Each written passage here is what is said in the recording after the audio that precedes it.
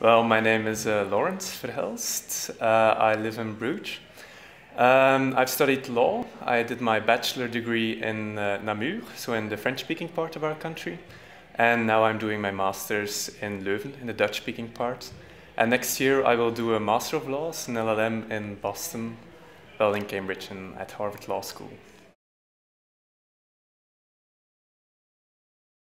Well, I found out about the Fulbright program from other Fulbright alumni and also about professors at law school who told me about the program. The application process, well, it's quite a lot of work, a lot of administration, but it's really worth the pain. The people are really helpful, so if you have some concerns, just send an email to the director or to the people who work over there. They're really helpful. Well, it's perhaps it's a lot of work, but that's part of the selection program, because if you're not motivated, you're not willing to put so much work into it and so much time into it. So, but at the end, it's really worth paying. Once you get the email that confirms that you're a grantee, it's worth all the trouble. Yes, I have some tips. You should be prepared when you start the application process. You should know, to which university do I want to go?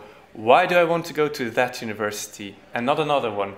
Why do I want to do an LLM or another complementary master right now? Why shouldn't I wait for 2 other years? So you should know why you want to do it and how you're going to do it. And then start early too, because I think the deadlines are in November or in October already. It depends on which grant it is. Well, start in advance, really, because you will need documents from your law school, the transcripts.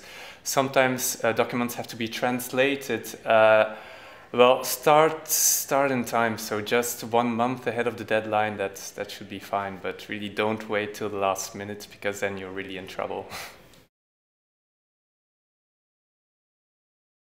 Well, actually, I hesitated about the United Kingdom and the United States, but then I thought, well, the United Kingdom is it's not continental Europe, but it stays European. And I thought maybe it could be a good idea to go across the Atlantic and go to the United States, because we're very similar. It's a complete other point of view. I've already been to the United States 2 times, and then I saw that people had another way of thinking about the same thing, about the economy, about law, and also how they teach.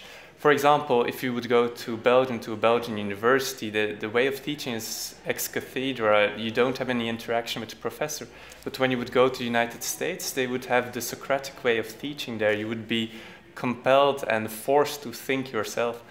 And that's something that really made me choose for America and not for the UK.